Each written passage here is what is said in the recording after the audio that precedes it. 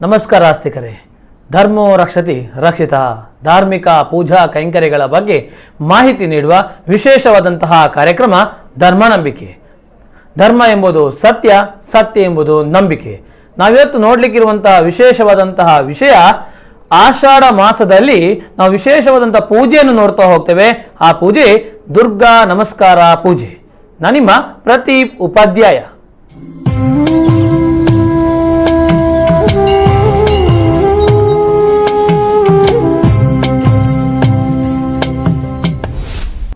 ಆಸ್ತಿಕರೇ, ಧರ್ಮನಂಬಿಕೆ ಕಾರ್ಯಕ್ರಮಕ್ಕೆ ಸ್ವಾಗತ.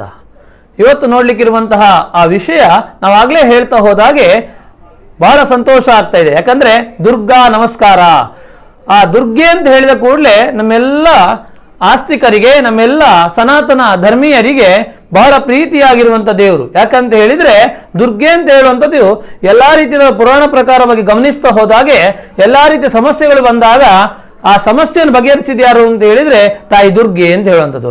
ಆ ದುರ್ಗೆಗೆ ದುರ್ಗಾ ನಮಸ್ಕಾರ. ಇಲ್ಲಿ ವಿಶೇಷವಾಗಿ ಕಾಣುವಂಥದ್ದು ಏನು ಅಂತ ಹೇಳಿದ್ರೆ ನಮಸ್ಕಾರ ಅಂತ ಹೇಳುವಂಥದ್ದು. ಆ ದುರ್ಗಾ ಪೂಜೆಯಲ್ಲಿ ದುರ್ಗಾ ನಮಸ್ಕಾರ ಅಂತ ಹೇಳುವಂಥ ಹೆಸರಿನ ವಿಶೇಷತೆ ಏನು? ದುರ್ಗಾ ನಮಸ್ಕಾರ ಯಾಕೆ ಮಾಡಬೇಕು? ದುರ್ಗೆ ಅಂತ ಹೇಳುವಂತಹ ವಿಶೇಷವಾದಂತಹ ದೇವರಿಗೆ ಪೂಜೆ ಸಲ್ಲಿಸಬೇಕಾದ್ರೆ ಏನೆಲ್ಲ ಪುಷ್ಪಗಳು, ಏನೆಲ್ಲ ಪತ್ರಗಳು ವಿಶೇಷವಾಗಿರ್ತದೆ ಎಂಬುದನ್ನೆಲ್ಲವನ್ನು ನಾವು ನೋಡ್ಲಿಕ್ಕಿದ್ದೇವೆ. ಇದರ ಬಗ್ಗೆ ಸಂಪೂರ್ಣ ಮಾಹಿತಿಯನ್ನು ನೀಡಲಿಕ್ಕಿರುವವರು ಶ್ರೀಯುತ ವಿದ್ವಾನ್ ಕಡಂದಲೆ ಸ್ಕಂದ ಪ್ರಸಾದ್ ಭಟ್, ಆಗಮ ಪ್ರವೀಣರು. ಬಹಳ ಸಂತೋಷ ಆಗ್ತಿದೆ, ಕಾರ್ಯಕ್ರಮಕ್ಕೆ ಸ್ವಾಗತಿಸ್ತಾ ಇದ್ದೇನೆ. ಸಂತೋಷ ಮತ್ತೊಂದೇನು ಅಂತ ಹೇಳಿದ್ರೆ, ಸುಮಾರು 35 ವರ್ಷಗಳಿಂದ ಪುರೋಹಿತ ವೃತ್ತಿಯನ್ನು ಮಾಡ್ತಾ ಇದ್ದಾರೆ. ಅದರೊಂದಿಗೆ ಬಹಳ ಖುಷಿ ಏನು ಅಂತ ಹೇಳಿದ್ರೆ ಆಗಮ ಪ್ರವೀಣರು ಅಂತ ಹೇಳಿ. ಹೌದು, ಸಂಸ್ಕೃತ ಕಾಲೇಜಿನಲ್ಲಿ ಸುಮಾರು ವರ್ಷಗಳಿಂದ ವೇದಾಭ್ಯಾಸವನ್ನು ಮಾಡಿ ಮತ್ತೆ ಮೈಸೂರು ಮಹಾರಾಜ ಕಾಲೇಜಿನಲ್ಲಿ ಆಗಮ ಪ್ರವೀಣರು ಅಂತ ಹೇಳಿಕೊಂಡಿದ್ರು. ಆಗಮ ಪ್ರವೀಣರಾದ ನಂತರ ಬೇರೆ ಬೇರೆ ರೀತಿಯಾದಂತಹ ಪೌರೋಹಿತ್ಯದಲ್ಲಿ ಪ್ರತಿನಿತ್ಯವೂ ತಾನು ಅದರೊಂದಿಗೆ ಇದ್ದು ಯಾವಾಗಲೂ ನಮ್ಮ ಕಡಂದಲೆಯವರು ನಮಗೆ ಕರೆಗಿರ್ಬೋದು, ಬೇರೆ ಯಾವುದಕ್ಕಿರ್ಬೋದು ಸಿಗುದಿಲ್ಲ. ಯಾಕಂತ ಹೇಳಿದ್ರೆ ದೇವತಾ ಕಾರ್ಯದಲ್ಲೇ ವಿನಿಯೋಗ ಆಗ್ತಾ ಇದ್ದವರು. ಹಾಗಾಗಿ ಮತ್ತೊಮ್ಮೆ ಕಾರ್ಯಕ್ರಮಕ್ಕೆ ಸ್ವಾಗತಿಸ್ತಾ ಇದ್ದೇನೆ. ಇವತ್ತಿನ ವಿಷಯ ಬಹಳ ಸಂತೋಷ, ದುರ್ಗಾ ನಮಸ್ಕಾರ ಪೂಜೆ. ಎಲ್ಲಾ ರೀತಿಯ ಪೂಜೆಗಳನ್ನು ಗಮನಿಸ್ತಾ ಹೋಗ್ತೇವೆ. ನಮಗೆ ಮೊದಲಾಗಿ ಬೇಕಾಗಿರೋದು ಏನು ಅಂತ ಹೇಳಿದ್ರೆ ಆ ಪೂಜೆ ಅಂದ್ರೆ ಏನು ಅಂತ ಹೇಳಿ. ಯಾಕಂದ್ರೆ ಪೂಜೆ, ಹೋಮ, ಬೇರೆ ಬೇರೆ ರೀತಿಯಾದಂತಹ ಅಭಿಷೇಕಗಳು ಎಲ್ಲವನ್ನು ಗಮನಿಸ್ತಾ ಹೋಗ್ತೇವೆ. ನಾವಿವತ್ತು ಪೂಜೆಯ ಬಗ್ಗೆ ಗಮನಿಸ್ತಾ ಹೋಗ್ತೇವೆ. ಆ ಪೂಜೆಯ ವಿಶೇಷತೆ ಏನು? ಮನುಷ್ಯ ಹುಟ್ಟಿದ ಕೂಡಲೇ ಅವನಿಗೆ 3 ಸಾಲ ಪ್ರಧಾನವಾಗಿರ್ತದೆ. ಸಾಲ? 3 ಸಾಲ, ಋಣತ್ರಯ ಅಂತ ಹೇಳ್ತಾರೆ. ಆ ಋಣತ್ರಯ ಯಾವುದು? ನಾವು ಹುಟ್ಟುವಾಗ ಈ ಪ್ರಪಂಚನ ಹಿಡ್ಕೊಂಡು ಬರಲಿಲ್ಲ, ಹೋಗುವಾಗ ಹಿಡ್ಕೊಂಡು ಹೋಗೋದಿಲ್ಲ. ಆದ್ರಿಂದ ಈ ಪ್ರಪಂಚ ಸೃಷ್ಟಿ ಮಾಡಿ ನಮ್ಮನ್ನು ಸೃಷ್ಟಿ ಮಾಡಿದಂತಹ ದೇವರ ಸಾಲ, ಅದು ದೇವಋಣ ಅಂತ ಹೆಸರು. ಇನ್ನೊಂದು, ನಮಗೆ ಈ ಪ್ರಪಂಚದ ಬೆಳಕನ್ನು ಕೊಟ್ಟಂತಹ ತಂದೆ ತಾಯಿಗಳ ಋಣ, ಪಿತೃಋಣ ಅಂತ ಹೇಳುದು. ಇನ್ನೊಂದು, ನಮಗೆ ಈ ಪ್ರತಿಯೊಂದು ಅಕ್ಷರದಲ್ಲೂ ಮಂತ್ರಶಕ್ತಿಯನ್ನು ಹುಡುಕಿಕೊಟ್ಟಂತಹ ಈ ವಾಂಗ್ಮಯವನ್ನು ನಮಗೆ ಅನುಗ್ರಹ ಮಾಡಿದಂತಹ ಋಷಿಗಳ ಋಣ, ಅದು ಋಷಿಋಣ ಅಂತ. ದೇವಋಣ, ಋಷಿಋಣ, ಪಿತೃಋಣ ಅಂತ. ಹಾಗಾದ್ರೆ ಈ ಸಾಲ ಬೂಟುದು ಹೇಗೆ ತೀರಿಸಬೇಕಲ್ಲ?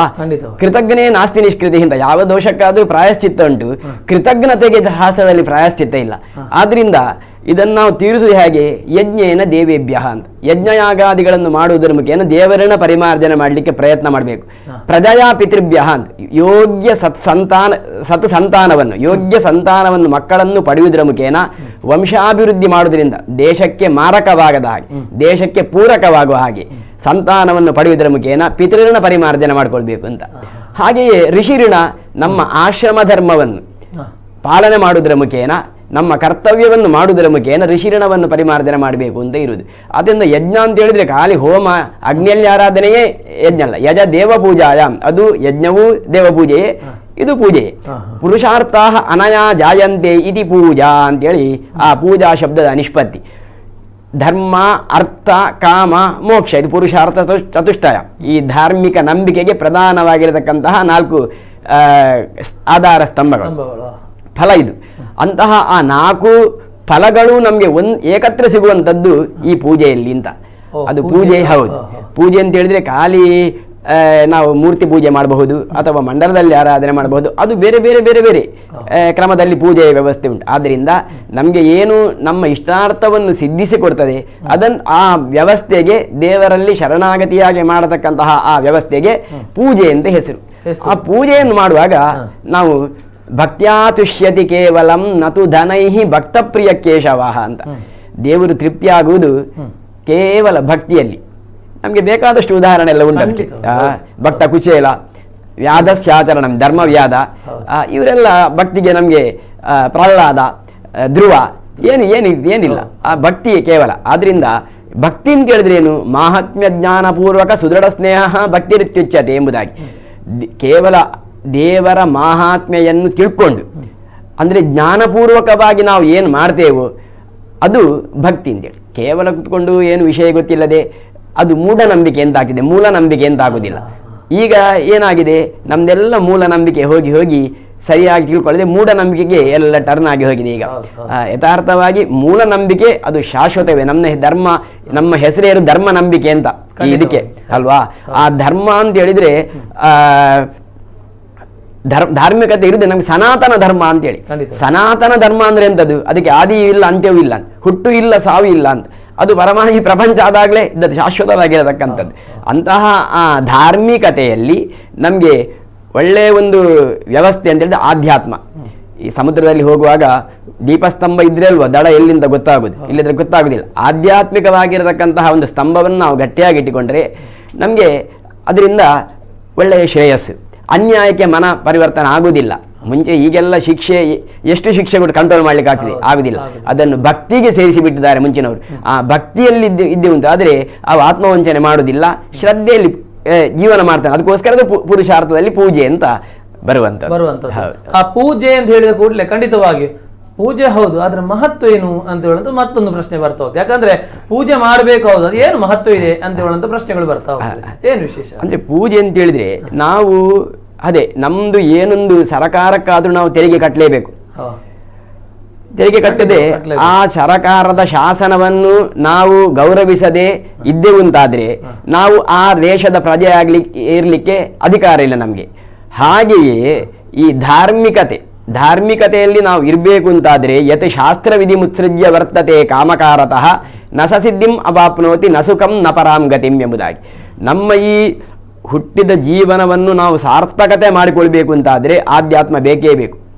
ಆಧ್ಯಾತ್ಮದ ಒಂದು ಇದರಲ್ಲಿ ನಾವು ಸಾಧನೆ ಮಾಡಬೇಕು ಅಂತಾದ್ರೆ ಜ್ಞಾನ ಬರಬೇಕು ಅಂತಾದ್ರೆ ಜ್ಞಾನಾದೇವಹಿ ಕೈವಲ್ಯಂ ಅಂತ. ಆ ಜ್ಞಾನವಾನ್ ಮಾನವ ಪ್ರೋಕ್ತ ಅಂತ. ಜ್ಞಾನ ಇದ್ರೆ ಮಾತ್ರವ ಮಾನವ ಅಂತ ಆಗ್ತಾನೆ. ಆ ಜ್ಞಾನ ಬರಬೇಕು ಅಂತಾದ್ರೆ ಮೊದಲು ಸ್ವಲ್ಪ ಅದರಲ್ಲಿ ಪ್ರವೇಶ ಆಗ್ಬೇಕಲ್ಲ. ಈಗ ಇಚ್ಛಾ ಕ್ರಿಯಾ ಜ್ಞಾನ ಅಂತೇಳಿ ಶಕ್ತಿತ್ರಯ. ಆ ಶಕ್ತಿತ್ರಯ, ಈ ದುರ್ಗೆ ಇರುವುದೇ ಶಕ್ತಿತ್ರಯವೇ. ದುರ್ಗೆಗೆ ನಾವು ಶಕ್ತಿ ಅಂತ ಹೇಳುದು. ಆ ಇಚ್ಛಾ ಕ್ರಿಯಾ ಜ್ಞಾನ ಮೊದಲು ಏನಾದ್ರೂ ಒಂದು ಸಾಧನೆ ಮಾಡಬೇಕು ಅಂತ ಇಚ್ಛೆ ಬರಬೇಕು. ಇಚ್ಛೆ ಇದ್ರೆ ಸಾಲದು, ಅದು ಕ್ರಿಯೆಯಲ್ಲಿ ಪ್ರವೃತ್ತಿ ಆಗಬೇಕು. ಕ್ರಿಯೆ ಹಾಗೆ ಮಾಡಬೇಕು ಅಂತ ಜ್ಞಾನ ಬರಬೇಕು. ಜ್ಞಾನ ಬೇಕು. ಆದ್ರಿಂದ ಒಂದು ಮಗು ಹುಟ್ಟಿದಾಗ ಆ ಮಗುವಿಗೆ ಎಲ್ಲ ಗೊತ್ತಿರುವುದಿಲ್ಲ, ಅಮ್ಮ ಹೇಳಿಕೊಡ್ತಾಳೆ.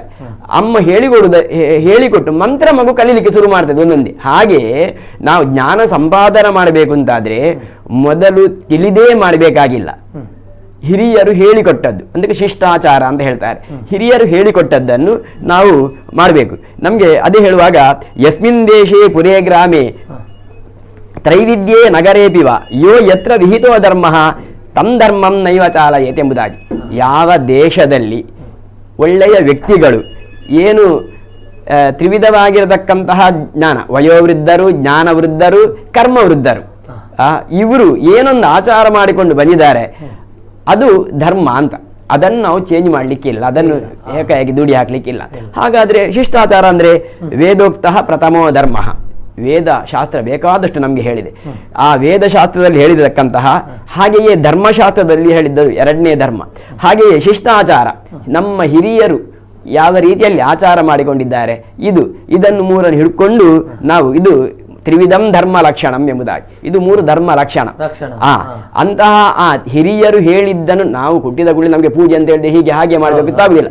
ಮೊದಲು ನಮಸ್ಕಾರ ಮಾಡಿ ಹೇಳ್ತಾರೆ. ನಮಸ್ಕಾರ ಮಾಡ್ಲಿಕ್ಕೆ ಕಲಿಯುದು. ಮತ್ತೆ ನಮಸ್ಕಾರ ಅಂದ್ರೆ ಎಂತದು, ನಮಸ್ಕಾರ ಹೇಗೆ ಮಾಡಬೇಕು, ಯಾವ ದೇವರಿಗೆ ಎಷ್ಟು ಪ್ರದಕ್ಷಿಣೆ ಬರಬೇಕು ತಿಳಿದ ನಂತರ. ಆದ್ರಿಂದ ಮೊದಲು ಪೂಜೆ ಅಂತ ಹೇಳಿದ್ರೆ ನಮ್ಗೆ ಅದು ಪ್ರವೇಶ, ಆಧ್ಯಾತ್ಮಕ್ಕೆ ಪ್ರವೇಶ. ಆ ನಂತರ ನಾವು ಅದರಲ್ಲಿ ತಿಳ್ಕೊಂಡು ಅದನ್ನು ಬಿಲ್ಡಪ್ ಮಾಡ್ಕೊಂಡು ಹೋಗುವಂತ. ಅದೇ ರೀತಿಯಾಗಿ ದುರ್ಗಾ ನಮಸ್ಕಾರ ಪೂಜೆ ಅಂತ ಹೇಳುವಂತದಕ್ಕಿಂತ ಮೊದಲಾಗಿ ಮತ್ತೊಂದು ಕೇಳಬೇಕು, ಏನು ಅಂತ ಹೇಳಿದ್ರೆ ಪೂಜೆ ಅಂತ ಹೇಳಿದ ಕೂಡಲೇ ಅಲ್ಲಿ ನಾವು ಗಮನಿಸ್ತಾ ಹೋಗ್ಬೇಕು ಕಾಲ, ಅದೇ ರೀತಿಯಾಗಿ ದೇಶ, ಅದೇ ರೀತಿಯಾಗಿ ಪಾತ್ರ ಅಂತೇಳಿ ಆ ಸಮಯ ಇರ್ಬೋದು ಅಥವಾ ಪ್ರದೇಶ ಇರ್ಬೋದು ಅಥವಾ ಯಾವ ರೀತಿಯಾಗಿ ಯಾರು ಪಾತ್ರ ವಹಿಸಬೇಕು ಅಂತ ಹೇಳುದಿದ್ರೆ ಹೇಗೆ? ಈಗ ದುರ್ಗಾ ನಮಸ್ಕಾರ ಪೂಜೆ ಹೇಳ್ತೀವಿ ಸರಿ. ಈಗ ದೇವ್ರು ಅಂತ ಹೇಳಿದ್ರೆ ಕರೆಂಟ್ ಇದ್ದಾಗೆ ಒಂದೇ. ಆ ಕರೆಂಟ್ ಬಲ್ಬಿನ ಮುಖೇನ ಬಂದಾಗ ಪ್ರಕಾಶ ಆಗ್ತದೆ ನಮ್ಗೆ, ಫ್ಯಾನ್ ನ ಮುಖೇನ ಬಂದಾಗ ಗಾಳಿ ಆಗ್ತದೆ, ಬೇರೆ ಬೇರೆ ಸುಖ ಸಾಧನದ ಮುಖೇನ ಹೋದಾಗ ಬೇರೆ ಬೇರೆ ಆಗ್ತದೆ. ಹಾಗೆಯೇ ಭಕ್ತ ತನ್ನ ಅಭೀಷ್ಟ ಸಿದ್ಧಿಗೋಸ್ಕರವಾಗಿ ಪರಮಾತ್ಮನನ್ನು ಬೇರೆ ಬೇರೆ ರೂಪದಲ್ಲಿ ಆರಾಧನೆ ಮಾಡ್ತಾನೆ. ಮೋಕ್ಷ ಮಿಚ್ಚೇತ ಜನಾರ್ದನಾಥ್. ಮತ್ತೆ ಮಾನಸಿಕವಾಗಿ ದೃಢತೆ ಬರಬೇಕು ಅಂತಾದ್ರೆ ರುದ್ರನ ರೂಪದಲ್ಲಿ ಆರಾಧನೆ ಮಾಡ್ತಾನೆ. ಕಾಲೋ ಮಮಾಸ್ತು ಅವಿಕಲಾಯ ಸದಾನುಕೂಲ ಕ್ಷೇಮಾಯ ಸಂತು ವಿಷಮ ಅಪಿಮೇ ಗ್ರಹಸ್ತು. ನಾವು ಈಗ ಬೆಳಗ್ಗೆ ಎದ್ದೆ ಗುಡ್ಲಿರ್ತೇವೆ, ಗುಡ್ ಮಾರ್ನಿಂಗ್ ಹೇಳ್ತೇವೆ ಈಗಿನ ಸ್ಟೈಲ್. ಮುಂಚೆ ಸುಪ್ರಭಾತ ಅಂತ, ಸುಪ್ರಭಾತ ಎಲ್ಲ ಹಿರಿಯರಿಗೆ ನಮಸ್ಕಾರ ಮಾಡೋದು, ಹಿರಿಯರಿಗೆ ನಮಸ್ಕಾರ ಮಾಡಿ ಅದು ಒಳ್ಳೇದಾಗಿ ಹೇಳ್ತಾರೆ. ಪುಣ್ಯಾಹ ಗುಡ್ ಮಾರ್ನಿಂಗ್, ಪುಣ್ಯಾಹ ಅದೇ ನಮ್ಮ ಪುಣ್ಯಾಹ ಈಗ ಗುಡ್ ಮಾರ್ನಿಂಗ್ ಆಗಿದೆ. ಆದ್ರಿಂದ ನಾವು ನಮ್ಮ ಹಿರಿಯರಲ್ಲಿ ಮಾತೃದೇವೋಭವ, ಪಿತೃದೇವೋಭವ, ಆಚಾರ್ಯ ದೇವೋಭವ, ಅತಿಥಿ ದೇವೋಭವ ಎಂಬುದಾಗಿ ಅವರ ಒಳಗಿರತಕ್ಕಂತಹ ದೇವತೆಗಳನ್ನು ನಾವು ತೃಪ್ತಿಪಡಿಸಿದ್ರೆ ಆ ದಿವಸ ಇಡೀ ಒಳ್ಳೇದಾಗ್ತದೆ ನಮಗೆ. ಹಾಗೆಯೇ ಕ್ಷೇಮಾಯ ಸಂತು ವಿಷಮ ಅಪಿಮೇ ಗ್ರಹಸ್ತು ಎಂಬುದಾಗಿ ನಮಗೆ ಮನುಷ್ಯನಿಗೆ ಯೋಗ ಕ್ಷೇಮ ಅಂತ ಎರಡು. ಅಪ್ರಾಪ್ತಸ್ಯ ಪ್ರಾಪ್ತಿ ಯೋಗ ಅಂತ, ಯಾವುದು ನಮ್ಮಲ್ಲಿ ಇಲ್ವೋ ಅದು ನಮಗೆ ಬಂದ್ರೆ ನಾವು ಹೇಳ್ತೇವೆ ನನ್ನ ಯೋಗದಲ್ಲಿ ಸಿಕ್ಕಿದ್ದು ಅಂತ. ಅದು ಯೋಗ. ಪ್ರಾಪ್ತೇ ರಕ್ಷಣಂ ಕ್ಷೇಮ ಅಂತ, ಪ್ರಾಪ್ತಿ ಆಯಿತು ಅದನ್ನು ಅನುಭವಿಸಲಿಕ್ಕೆ ಆಗುದಿಲ್ಲ ಕೆಲವರಿಗೆ. ಆದ್ರಿಂದ ಪ್ರಾಪ್ತಿಯ ನಾವು ಏನು ರಕ್ಷಣೆ ಮಾಡಿಕೊಳ್ತೇವೆ ಅದಕ್ಕೆ ಕ್ಷೇಮ ಅಂತ ಹೆಸರು. ಯೋಗಕ್ಷೇಮ ವಿಚಾರಿಸುವುದು ಬರೆದು ಇದೆ. ಅಂತಹ ಯೋಗಕ್ಷೇಮ ನಮಗೆ ಒಳ್ಳೆ ರೀತಿಯಲ್ಲಿ ಬರಬೇಕು ಅಂತ ಆದ್ರೆ ನವಗ್ರಹರ ರೂಪದಲ್ಲಿ ನಾವು ದೇವರನ್ನು ಆರಾಧನೆ ಮಾಡಬೇಕು. ಮೋದಾಯ ಸಂತು ಕ್ಷೇಮಾಯ ಸಂತು ವಿಷಮ ಅಪಿಮೇ ಗ್ರಹಸ್ತು. ಮೋದಾಯ ಭೂಧರ ಸುತಾವರದ ಪ್ರಸನ್ನ. ಒಂದೊಂದು ಇಂದ್ರಿಯಕ್ಕೆ ಒಬ್ಬೊಬ್ಬ ನಿಯಮನೆ ಮಾಡಲಿಕ್ಕೆ ದೇವರಿರ್ತಾರೆ. ಮನಸ್ಸನ್ನು ನಿಯಮನೆ ಮಾಡತಕ್ಕ ರುದ್ರದೇವರು. ಆದ್ರಿಂದ ರುದ್ರದೇವರನ್ನು ಅನುಗ್ರಹ ಮಾಡಿದಂತೆ ಆಯಿತು ಅಂತಾದ್ರೆ ಒಂದು ದೃಢತೆ ಬರ್ತದೆ. ಯಾವುದೇ ಒಂದು ಸವಾಲನ್ನು ಸ್ವೀಕರಿಸತಕ್ಕಂತಹ ಒಂದು ಚಾಲೆಂಜ್ ತಗೊಳ್ತಕ್ಕಂತಹ ಒಂದು ತಾಕತ್ತು ಬರ್ತದೆ. ಅಂತಹ ಮನಸ್ಸಿಗೆ ನೆಮ್ಮದಿ ಬರಾಗ್ತಿದೆ. ಮನೋನಿಯಾಮಕ ರುದ್ರದೇವರು. ದಾಸರು ಹೇಳಿದಕ್ಕೆ ತೈಲಧಾರೆಯಂತೂ ಮನಸ್ಸು ಕೊಡು ಹರಿಯಲ್ಲಿ ಶಂಭು ಕೈಲಾಸವಾಸ ಗೌರೀಶ ಈಶ ಅಂತೇಳಿ. ಅಂದ್ರೆ ಮನಸ್ಸು ಸರಿದ್ರಲ್ಲ, ಮನಯೇವ ಮನುಷ್ಯಾಣಂ ಕಾರಣಂ ಬಂಧ ಮೋಕ್ಷಯೋ ಅಂತೇಳಿ ಭಗವದ್ಗೀತೆಯಲ್ಲಿ ಕೃಷ್ಣ ಹೇಳಿದ್ದು. ಹಾಗೆ ಅವಿಘ್ನಾಯ ವಿಘ್ನಪತಿ ಅಸ್ತುತ ಸಂಪದೇ ಶ್ರೀಹಿ. ವಿಘ್ನ ನಿವಾರಣೆ ಆಗಬೇಕು ಅಂತಾದ್ರೆ ಮಹಾಗಣಪತಿಯ ರೂಪದಲ್ಲಿ ನಾವು ಆರಾಧನೆ ಮಾಡಬೇಕು. ಸಂಪದೇ ಶ್ರೀಹಿ, ಸಂಪತ್ತು ಪ್ರಾಪ್ತಿ ಆಗಬೇಕು ಅಂತಾದ್ರೆ ಲಕ್ಷ್ಮಿಯ ರೂಪದಲ್ಲಿ ನಾವು ದೇವರನ್ನು ಆರಾಧನೆ ಮಾಡಬೇಕು. ಈಗ ಹೀಗೆ ನಾವು ದೇವರನ್ನು ಬೇರೆ ಬೇರೆ ಆರಾಧನೆ ಮಾಡುವಾಗ ಒಂದೊಂದು ವಿಧದ ಆರಾಧನೆ ಒಬ್ಬೊಬ್ಬ ದೇವರಿಗೆ ತೃಪ್ತಿ ಅಂತ ಹಿರಿಯರು ನಮ್ಗೆ ಹಾಕಿಕೊಟ್ಟದ್ದು. ಜಲಧಾರ ಪ್ರಿಯ ಶಿವ ಅಂತ, ರುದ್ರದೇವರಿಗೆ ರುದ್ರ ಅಭಿಷೇಕ ಅಂತ ಹೇಳಿದ್ರೆ ಪ್ರಿಯ. ಅಲಂಕಾರ ಪ್ರಿಯೋ ವಿಷ್ಣು ಅಂತೇಳಿ ಈ ವಿಷ್ಣುವಿಗೆ ಅಲಂಕಾರ ಪ್ರಿಯ.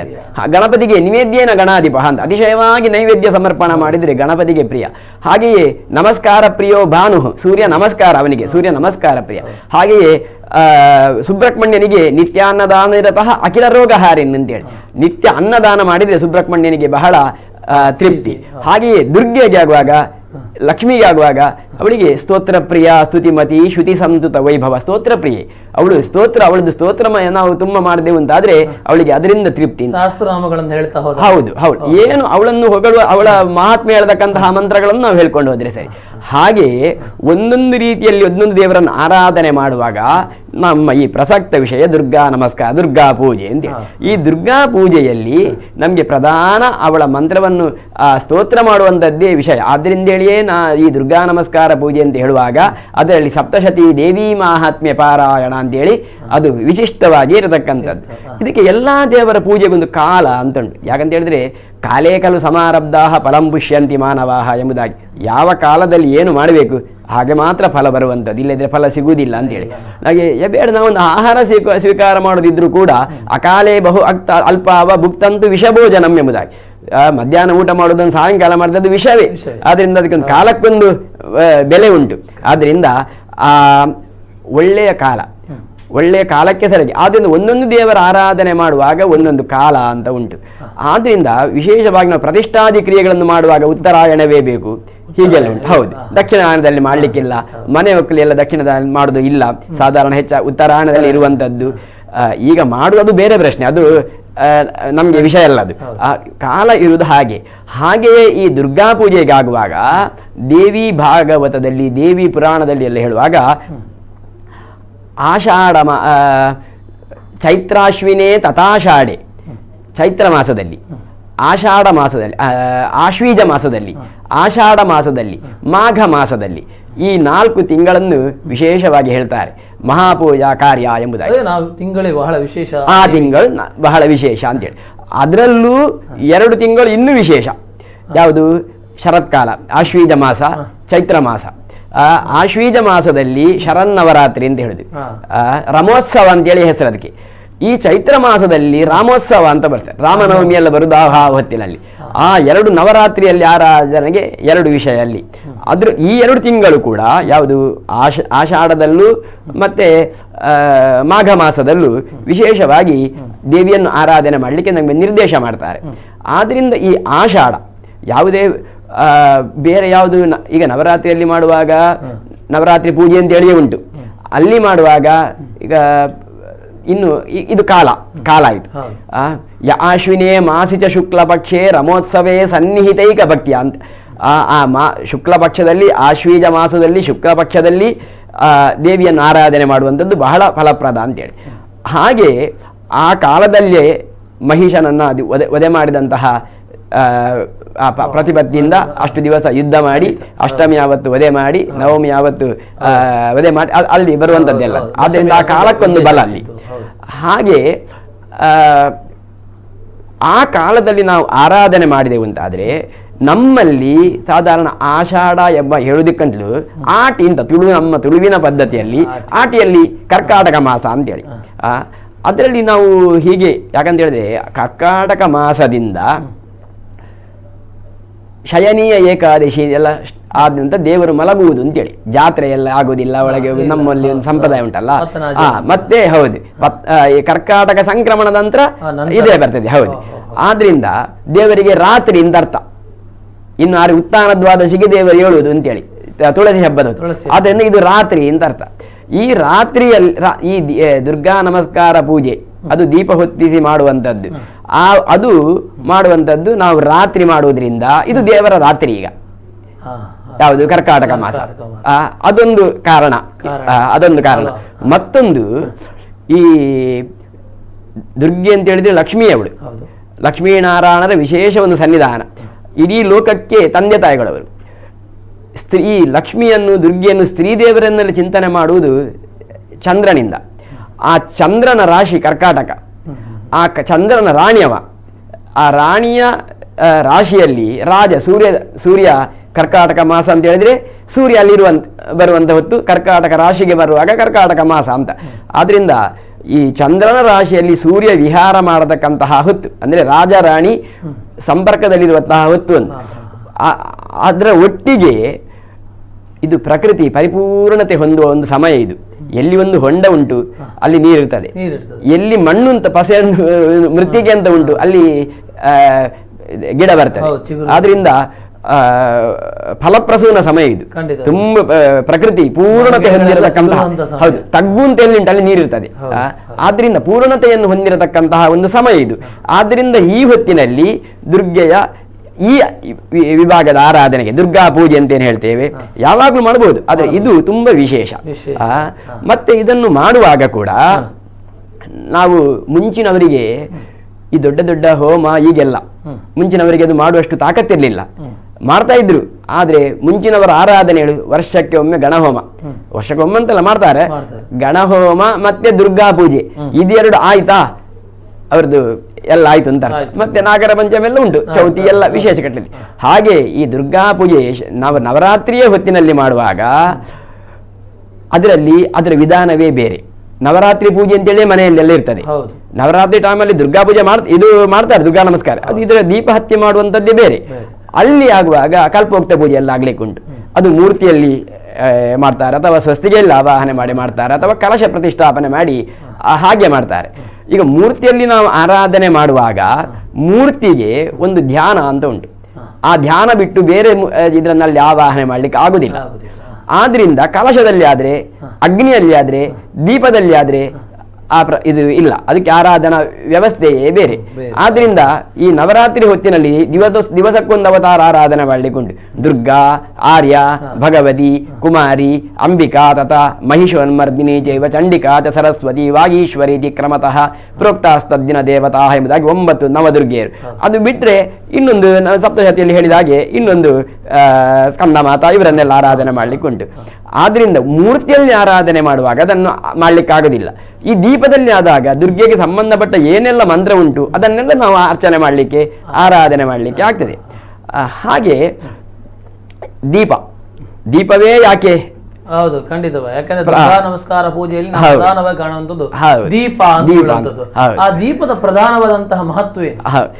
ದೀಪ ಅಂತ ಹೇಳಿದ್ರೆ ದೀಯತೆ ದೀರ್ಘಮಾಯುಷ್ಯಂ ಕಾಣ್ತಾ ಇದ್ದೇವೆ ಅಲ್ಲ, ದೀಪವಾಗಿ ಸುತ್ತುವರಿದಂತಹ ಒಂದು ಮಂಡಲ. ಏನು ವಿಶೇಷ? ದೀಯತೆ ದೀರ್ಘಮಾಯುಷ್ಯಂ ಪಾತಿ ಶತ್ರೋರ್ ಭಯಾತ್ ಗದಾತ್ ಎಂಬುದಾಗಿ ದೀಪ, ಈ ದೀಪ ಶಬ್ದಕ್ಕೆ ಅರ್ಥ ಇರುವಂತದ್ದು ಹಾಗೆ ದೀರ್ಘವಾದಂತಹ ಆಯುಷ್ಯವನ್ನು ಕೊಡ್ತದೆ. ಪಾತಿ ಶತ್ರೋರ್ ಭಯಾತ್ ಗದಾತ್, ಶತ್ರುಗಳ ಭಯವನ್ನು ದೂರ ಮಾಡ್ತದೆ. ಗದ ಅಂತ ಹೇಳಿದ್ರೆ ರೋಗಗಳನ್ನೆಲ್ಲ ದೂರ ಮಾಡ್ತದೆ ದೀಪ. ಆದ್ರಿಂದ ಆ ದೀಪದ ಮತ್ತೆ ದೀಪಕ್ಕೆ ಅಭಿಮಾನಿ ದೇವತೆ ತೇಜಸ್ಸದು, ತೇಜಸ್ಸಿಗೆ ಅಭಿಮಾನಿ ದೇವತೆ ದುರ್ಗೆ. ಜಾತವೇದಸಿ ಅಂತೇಳಿ ಅವಳ ಹೆಸರು. ಜಾತವೇದ ಅಂತ ಹೇಳಿದ್ರೆ ಅಗ್ನಿ, ಇವಳು ಜಾತವೇದಸಿ ಅಂತ. ಅಂತಹ ಆ ದೀಪದಲ್ಲಿ ತೇಜಸ್ಸಿಗೆ ಅಭಿಮಾನಿ ವನ್ನಿ ಹೋಮಂ ತಥಾಕೃತಂ ಎಂಬುದಾಗಿ ಆ ಅಗ್ನಿ ಮಧ್ಯದಲ್ಲಿ ಆರಾಧನೆ ಮಾಡಿದರೆ ಅವಳಿಗೆ ವಿಶೇಷವಾದಂತಹ ತೃಪ್ತಿ. ಮತ್ತೆ ನೀವು ಪೃಥ್ವಿಗೆ ಗಂಧಮಾಲಿನ್ಯ ಅಂತ ಬರ್ತದೆ, ಜಲಕ್ಕೆ ಜಲಮಾಲಿನ್ಯ ಅಂತ ಬರ್ತದೆ, ಆಕಾಶಕ್ಕೆ ಶಬ್ದ ಮಾಲಿನ್ಯ ಅಂತ ಬರ್ತದೆ, ವಾಯುವಿಗೆ ವಾಯು ಮಾಲಿನ್ಯ ಅಂತ ಬರ್ತದೆ. ಅಗ್ನಿಗೆ ಯಾವುದು ಮಾಲಿನ್ಯ ಬರೋದಿಲ್ಲ. ಅವನಿಗೆ ಶುಚಿ ಅಂತೇಳಿ ಹೆಸರು. ಶುಚಿ ಪಾವಕ ಉಚ್ಯತೆ ಅಂತ. ಏನು ಅಶುದ್ಧ ಬಿದ್ದರೂ ಬಂಗಾರವೇ ಇರಲಿ, ಅದರಲ್ಲಿರುವ ಅಶುದ್ಧವನ್ನು ಸುಟ್ಟು ಪುನಃ ಒಂದಷ್ಟು ಶುದ್ಧ ಮಾಡಿಕೊಡತಕ್ಕಂತಹ ಒಂದು ಪಂಚಭೂತಗಳಲ್ಲಿ ವಿಶಿಷ್ಟವಾದಂತಹ ಭೂತ ಅಗ್ನಿಭೂತ, ತೇಜಸ್ಸು. ಆ ತೇಜಸ್ಸಿಗೆ ಅಭಿಮಾನಿ ದುರ್ಗೆ. ಅಂತಹ ಆ ದೀಪದಲ್ಲಿ ದೀಪಂ ಜ್ಞಾನಪ್ರದಂ ನಿತ್ಯಂ ಎಂಬುದಾಗಿ ನಮಗೆ ವಿಶೇಷವಾದಂತಹ ಜ್ಞಾನ ಕೊಡತಕ್ಕಂಥದ್ದು ದೀಪ. ಈ ದೀಪವನ್ನು ನಾವು ಹಚ್ಚುವಂಥದ್ದು ಅದು ಸಾಧಾರಣವಾಗಿ ಸಾಯಂಕಾಲವೇ ಹಚ್ಚೋದು. ನಾವು ಬೆಳಿಗ್ಗೆ ದೇವರಿಗೆ ದೀಪ ಇಡ್ತೇವೆ, ಆದರೆ ದೀಪ ಇಡ್ಲಿಕ್ಕಿರುವಂಥದ್ದು ಕ್ರಮ ರವೇರಸ್ತಂ ಸಮಾರಭ್ಯ ಯಾವತ್ತು ಸೂರ್ಯೋದಯೋ ಭವೇತ್ ಯಸ್ಯ ತಿಷ್ಠೇದ್ ಗೃಹೇ ದೀಪ ತಸ್ಯ ನಾಸ್ತಿ ದರಿದ್ರತಾ ಎಂಬುದಾಗಿ. ಸೂರ್ಯ ಅಸ್ತ ಎಷ್ಟು ಹೊತ್ತಿಗೆ ಸೂರ್ಯಾಸ್ತ ಆಗ್ತದೆ ಅದಕ್ಕೆ ಸರಿಯಾಗಿ ದೀಪ ಹಚ್ಚಿ ಸೂರ್ಯ ಉದಯ ಆಗುವ ತನಕ ದೀಪ ಉರಿತಾ ಇರಬೇಕು ಮನೆಯಲ್ಲಿ. ಅಷ್ಟು ಸಾಯಂಕಾಲದಿಂದ ಬೆಳಿಗ್ಗಿನವರೆಗೆ. ನಮ್ಮಲ್ಲಿ ಅದೇನಾಗಿದೆ, ದೀಪ ಹಚ್ಚಿದ್ದೇವೆ ಪುನಃ ಬೆಳಿಗ್ಗೆ ಪುನಃ ಹಚ್ಚಿದ್ದೇವೆ ಅಂತ. ಇಲ್ಲದಿದ್ರೆ ರವೇರಸ್ತಂ ಸಮಾರಭ್ಯ ಸೂರ್ಯ ಅಸ್ತ ಆಗುವಾಗ ದೀಪ ಇಡಬೇಕು. ಅದು ಯಾವತ್ತು ಸೂರ್ಯೋದಯಾಧಿಕಂ, ಸೂರ್ಯ ಉದಯ ಆಗುವ ತನಕ ಆ ದೀಪ ಇರಬೇಕು. ಅದರಿಂದ ದೀಪ ಹಚ್ಚಿ ಹೊತ್ತದು. ಮತ್ತೆ ನಂದಾದೀಪ ಅಂತ ಉಂಟು, ಅದು ನಂಬಲಿಕ್ಕೆ ಇಲ್ಲ, ಅದು ಬೇರೆ ವಿಷಯ. ನವರಾತ್ರಿ ಸಮಯದಲ್ಲಿ ಕೆಲವು ಕಡೆಯಲ್ಲಿ ಹೌದು. ಈಗ ಹೌದು ಈ ದೇವಸ್ಥಾನಗಳಲ್ಲೆಲ್ಲ ನಂದಾದೀಪ ಕಟೀಲೇನಂತ ಕೃಷ್ಣ ಮಠ, ಕಟೀಲೇನಂತ ದೊಡ್ಡ ದೊಡ್ಡ ದೇವಸ್ಥಾನ ನಂದಾದೀಪ ಇರ್ತದೆ, ವ್ಯವಸ್ಥೆ ಉಂಟು. ಆದ್ರೆ ದೀಪ ಹಚ್ಚುವುದು ಅಂತ ಹೇಳಿದ್ರೆ ಹೀಗೆ. ಆದ್ರಿಂದ ದೀಪ ಹಚ್ಚಲಿಕ್ಕೆ ಹೊತ್ತು ಯಾವುದು? ಸೂರ್ಯಾಸ್ತ ಆಗುವಂತ. ಆದ್ರಿಂದಲೇ ರಾತ್ರಿ ದೀಪದ ಮಹತ್ವ ಬರುವುದಾಗಲ್ವಾ.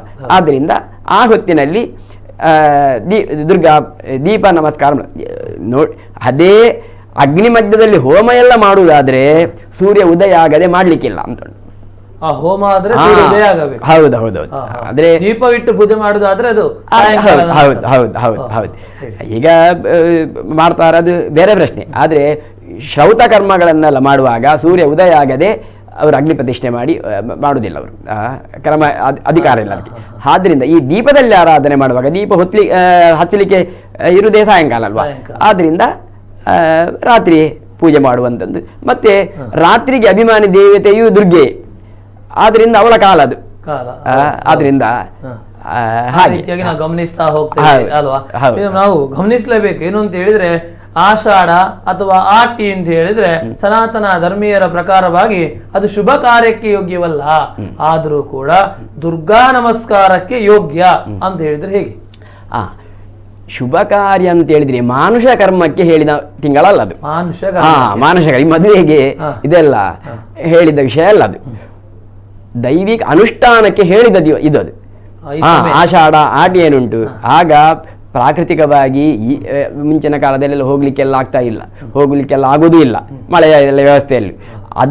ಅದು ಮಾತ್ರ ಅಲ್ಲ, ನಾವಿಗೆ ಮನುಷ್ಯ ಅನುಷ್ಠಾನ ಮಾಡಲಿಕ್ಕೆ ಏನೆಲ್ಲ ಉಂಟು, ಅಥವಾ ಕೃಷಿ ಮಾಡಲಿಕ್ಕೆ, ಕೃಷಿ ನಮ್ಮ ದೇಶದ್ದು ನಮ್ಮ ಧರ್ಮದ್ದು ಪ್ರಧಾನವಾಗಿರತಕ್ಕಂಥ ಕೃಷಿಯೇ, ಅದನ್ನು ಬಿಟ್ಟು ಬೇರೆ ಮಾಡಲಿಕ್ಕಿಲ್ಲ. ಆದ್ರಿಂದ ಒಬ್ಬ ವೇದಾಧ್ಯಯನ ಮಾಡುವವ ಕೂಡ ಈ ಕೃಷಿಯ ಹೊತ್ತಿನಲ್ಲಿ ಅವ ಉತ್ಸರ್ಜನ ಅಂತ ಮಾಡ್ಲಿಕ್ಕುಂಟು, ವೇದಾಧ್ಯಯನ ಎಲ್ಲ ಕಮ್ಮಿ ಮಾಡ್ಲಿಕ್ಕುಂಟು, ಬಿಡ್ಲಿಕ್ಕುಂಟು, ಪುನಃ ಉಪಕರ್ಮ ಅಂತ ಮಾಡ್ಲಿಕ್ಕುಂಟು. ಆವತ್ತು ಪುನಃ ಶುರು ಮಾಡುದವ ವೇದ ಇದು ಮಾಡ್ಲಿಕ್ಕೆ, ಸ್ಟಡಿ ಮಾಡ್ಲಿಕ್ಕೆ, ಅಂದ್ರೆ ಕೃಷಿಗೆ ನೀನು ಗಮನ ಕೊಡು ಅಂತ.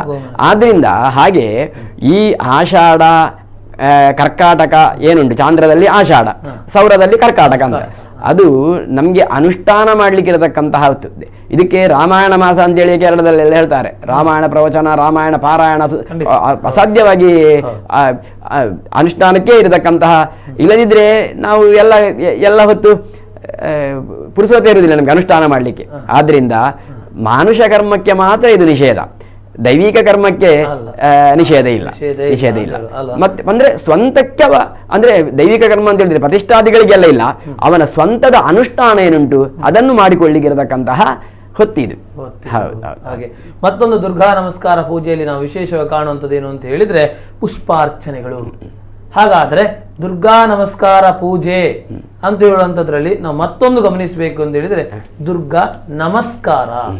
ಯಾಕಂದ್ರೆ ಪುಷ್ಪಗಳು ಏನೆಲ್ಲ ಬೇಕು ಅಂತ ಹೇಳುವಂಥದ್ದು ಖಂಡಿತವಾಗಿ ನೋಡ್ಲಿಕ್ಕಿದೆ. ಅದಕ್ಕಿಂತ ಮೊದಲಾಗಿ ದುರ್ಗಾ ನಮಸ್ಕಾರ ಯಾಕಂತ ಹೇಳಿದ್ರೆ ಪೂಜೆಗಳನ್ನು ನೋಡ್ತಾ ಹೋಗ್ತೇವೆ, ದುರ್ಗಾ ಪೂಜೆಗಳು, ತ್ರಿಕಾಲ ಪೂಜೆ, ಹೀಗೆ ಬೇರೆ ಬೇರೆ ಪೂಜೆಗಳು ನೋಡ್ತೇವೆ. ಅದರಲ್ಲಿ ನಮಸ್ಕಾರ ಅಂತ ಹೇಳುವಂಥ ವಿಶೇಷತೆ ಏನು? ಈ ದುರ್ಗಾ ಪೂಜೆಗೆ ದುರ್ಗಾ ಪೂಜೆ ಅಂತ ಹೇಳ್ತಾರೆ, ಭಗವತಿ ಸೇವೆ ಅಂತ ಹೇಳ್ತಾರೆ. ಹೌದು, ಭಗವತಿ ಸೇವೆ ಅಂತ ಹೇಳ್ತಾರೆ.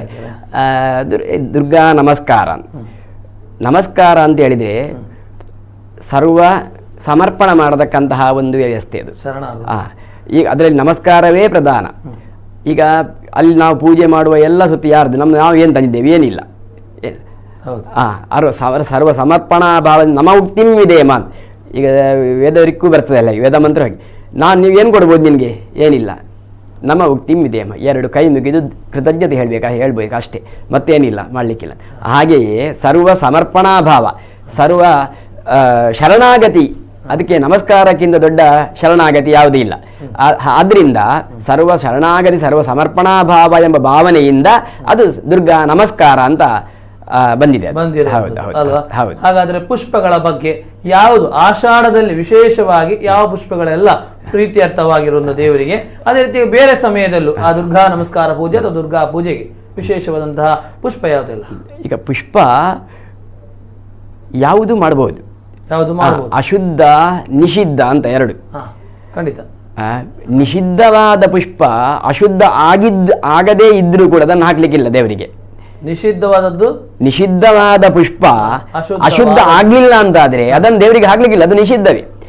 ಶುದ್ಧವಾದ ಪುಷ್ಪ ಅದು ಅಶುದ್ಧ ಆಗಿದ್ರೆ ಹಾಕ್ಲಿಕ್ಕಿಲ್ಲ ಇಲ್ಲ. ಅಂದ್ರೆ ನಾವೀಗ ತುಳಸಿ ಕೊಯ್ತೇವೆ, ತುಳಸಿ ಕೊಯ್ಯುವಾಗ ಉಗುರು ತಾಗಬಾರ್ದು, ತುಳಸಿ ಇಂತಿಂತ ದಿವಸವೇ ಕೊಯ್ಯಬೇಕು ಅಂತ ಉಂಟು. ಈಗ ದೂರ್ವ ಗರಿಕೆ ಕೊಯ್ತೇವೆ, ಗರಿಕೆಯನ್ನು ಆದಿತ್ಯವಾರ ಕೊಯ್ಯಬಾರ್ದು ಅಂತ ಉಂಟು. ಮತ್ತೆ ಬಿಲ್ವಪತ್ರೆಯನ್ನು ಸೋಮವಾರ ಕೊಯ್ಯಬಾರ್ದು ಅಂತ ಉಂಟು. ಹೀಗೆ ಎಲ್ಲ ವ್ಯವಸ್ಥೆ ಉಂಟು. ಅಂತಹ ಆ ದಿವಸ ಬಿಟ್ಟು ಅಥವಾ ಎಂಜಲು ತಾಗಿ ನೆಲಕ್ಕೆ ಬಿದ್ದು ಇಂಥೆಲ್ಲ ಅಪವಿತ್ರವಾಗಿರತಕ್ಕಂತಹ ರೀತಿಯಲ್ಲಿ ನಾವು ಪುಷ್ಪಗಳನ್ನೆಲ್ಲ ಸಂಗ್ರಹ ಮಾಡಿ, ಪತ್ರೆಗಳನ್ನು ಸಂಗ್ರಹ ಮಾಡಿ ನಾವು ಅಲ್ಲಿ ಅರ್ಚನೆ ಮಾಡಿದೆವು ಅಂತಾದರೆ ಅದು ದೋಷಕ್ಕೆ ಕಾರಣ ಅಂತ. ಆದ್ದರಿಂದ ಯಾವ ಪುಷ್ಪ ಒಂದೊಂದು ದೇವರಿಗೆ ಸರ್ವಪುಷ್ಪೈ ಸದಾ ಪೂಜ್ಯ ವಿಹಿತೈ ಅವಿಹಿತೈರಪಿ ಅಂತ, ಒಂದೊಂದು ಪುಷ್ಪವನ್ನು ಉಪಯೋಗ ಮಾಡಿಕೊಂಡು ಅರ್ಚನೆ ಮಾಡಿದಾಗ ಒಂದೊಂದು ವಿಧವಾಗಿರತಕ್ಕಂತಹ ಅಭಿಷ್ಟ ಸಿದ್ಧಿ ಆಗ್ತಿದೆ ಅಂತೇಳಿ ನಮಗೆ ಹೇಳ್ತಾರೆ. ವಿಷ್ಣುವಿಗೆ ಆಗುವಾಗ ಅಲಂಕಾರ ಪ್ರಿಯೋ ವಿಷ್ಣು ಅಂತೇಳಿ, ಅವನಿಗೆ ಅಲಂಕಾರ ತುಂಬ. ದುರ್ಗೆಗೆ ಆಗುವಾಗ ಎಷ್ಟಾದ್ರೂ ಹೆಣ್ಣಲ್ವಾ, ಪುಷ್ಪ ಇಷ್ಟವೇ ಅವಳಿಗೆ. ಆದರೆ ರಕ್ತ ಪುಷ್ಪ ಅಂತ ಹೇಳ್ತಾರೆ. ರಕ್ತ ಪುಷ್ಪದಲ್ಲಿ ವಿಶೇಷ ಅಂತೇಳಿ ಸ್ವಲ್ಪ ರಾಜಸ ವ್ಯವಸ್ಥೆ ಇದ್ದದ್ರಿಂದ ಗುಣ ರಾಜಸ ಗುಣ ತಾಮಸ ಗುಣದಿಂದ ರಕ್ತ ಪುಷ್ಪಕ್ಕೆ ವಿಶೇಷವಾದಂತಹ ಮಹತ್ವ. ರಕ್ತ ಪುಷ್ಪ ನಮಗೆ ಊರಲ್ಲಿ ಎಲ್ಲಿ ಸಿಗ್ತದೆ? ಕೇಪಳ ಹೂ. ಆದ್ರಿಂದ ಕೇಪಳ ಹೂವಲ್ಲೇ ನಾವು ನಮಗೆ ಯಾಕಂತ ಹೇಳಿದ್ರೆ ಉತ್ತಮಂ ಸ್ವಾರ್ಜಿತಂ ಪುಷ್ಪಂ, ನಾವೇ ಮನೆಯಲ್ಲಿ ಬೆಳೆಸಿ ನಾವೇ ಕೊಯ್ದು ಮಾಡಿದಂತಹ ಅರ್ಚನೆ ಏನುಂಟು ಆ ಪುಷ್ಪ ಉತ್ತಮ. ಮತ್ತೆ ಮಧ್ಯಮಂ ವನಪುಷ್ಪಕಂ, ಉಪವನಕ್ಕೆ ಯಾರ್ಯಾರ ಮಾಡಿದ ತೋಟಕ್ಕೆಲ್ಲ ಹೋಗಿ ಅಥವಾ ಕಾಡಿಗೆ ಹೋಗಿ ಅಲ್ಲಿಂದ ತಂದದ್ದು ಅದು ಮಧ್ಯಮ. ಅಧಮಂ ಚೈವ ವಿಕ್ರೀತಂ, ಕ್ರಯ ಕೊಟ್ಟು ನಾವು ಪುಷ್ಪದ ಹೂ ತರ್ತೇವಲ್ವಾ, ಆ ಕ್ರಯ ಕೊಟ್ಟು ತಂದ ಹೂ ಅಧಮ. ಇನ್ನು ಕದ್ದು ತಂದದ್ದು ಇನ್ನೊಬ್ಬನ ಮನೆಯಲ್ಲಿ ಮಾಡಿದ್ದನ್ನು ಬೇಡಿ ತಂದದ್ದು ಅಧಮ ಅಂತೇಳಿ. ಆದ್ರಿಂದ ಸ್ವಲ್ಪವೇ ಆಗ್ಬೋದು. ನಮ್ಮ ಮನೆಯಲ್ಲಿ ನಾವು ಬೆಳೆಸಿ ಆ ಪುಷ್ಪದಲ್ಲೇ ದೇವರಿಗೆ ಅರ್ಚನೆ ಮಾಡಬೇಕು ಅಂತ ಇರುವುದು. ಹಾಗೆ ಪತ್ರೆಗಳು ಹಾಗೆ ದುರ್ಗೆಗೆ ಆಗುವಾಗ ಬಿಲ್ವಪತ್ರೆ ಬಹಳ ವಿಶೇಷ. ದುರ್ಗ ವಿಶೇಷ. ರುದ್ರನಿಗೆ ಹೇಗೆ ಬಿಲ್ವಪತ್ರೆ ವಿಶೇಷವೋ ವಿಷ್ಣುವಿಗೂ ಬಿಲ್ವಪತ್ರೆ ವಿಶೇಷ, ದುರ್ಗೆ ಗಣಪತಿಗೂ ಎಲ್ಲಾ ದೇವರಿಗೂ ತುಳಸಿ ಬಿಲ್ವಪತ್ರೆ ಎಲ್ಲಾ ದೇವರಿಗೂ ವಿಶೇಷವೇ. ಅದರಲ್ಲಿ ಒಂದು ಮಾತುಂಟು, ದುರ್ಗೆಗಾಗುವಾಗ ದೂರ್ವ ಗರಿಕೆಯನ್ನು ಹಾಕಬಾರದು, ನಾಕ್ಷತೈ ಅರ್ಚಯೇತು ವಿಷ್ಣು, ಅಕ್ಷತದಿಂದ ವಿಷ್ಣುವನ್ನು ಅರ್ಚನೆ ಮಾಡಬಾರ್ದು. ಮತ್ತೆ ನತುಲಸ್ಯಾಂ ಗಣಾಧಿಪ, ಗಣಪತಿಗೆ ತುಳಸಿಯಲ್ಲಿ ಅರ್ಚನೆ ಮಾಡಬಾರ್ದು. ದುರ್ಗೆಗೆ ಆಗುವಾಗ ದೂರ್ವದಲ್ಲಿ ಗರಿಕೆಯಲ್ಲಿ ಅರ್ಚನೆ ಮಾಡಬಾರ್ದು. ಹೀಗೆಲ್ಲ ಉಂಟು. ಅಂದರೆ ಅದು ಸೂರ್ಯನಾರಾಯಣನಿಗೆ ಬಿಲ್ವಪತ್ರೆ ಹಾಕಬಾರ್ದು ಹೀಗೆ ಅಂತ. ಆದರೆ ಅದು ಕೇವಲ ನಾವು ಏನೊಂದು ಮನಸ್ಸಿನಲ್ಲಿ ವಿಶೇಷವಾಗಿ ಒಂದು ಸಂಕಲ್ಪ ಮಾಡಿಕೊಂಡು ಅರ್ಚನೆ ಮಾಡ್ತೇವೆ ಅದಕ್ಕೆ ಮಾತ್ರ ಇಲ್ಲ. ಇಲ್ಲದಿದ್ರೆ ದೇವಿಗೆ ಒಂದು ವಿಶೇಷವಾದಂತಹ ಒಂದು ವ್ರತ ಉಂಟು. ಆ ವ್ರತ ಮಾಡುವಾಗ ಅವಳಿಗೆ ನಾವು ದುರ್ವೆಯಲ್ಲೇ ಅರ್ಚನೆ ಮಾಡಬೇಕು ಅಂತ ಶಾಸ್ತ್ರ ಹೇಳ್ತದೆ. ಆ ವ್ರತದ ಹೆಸರು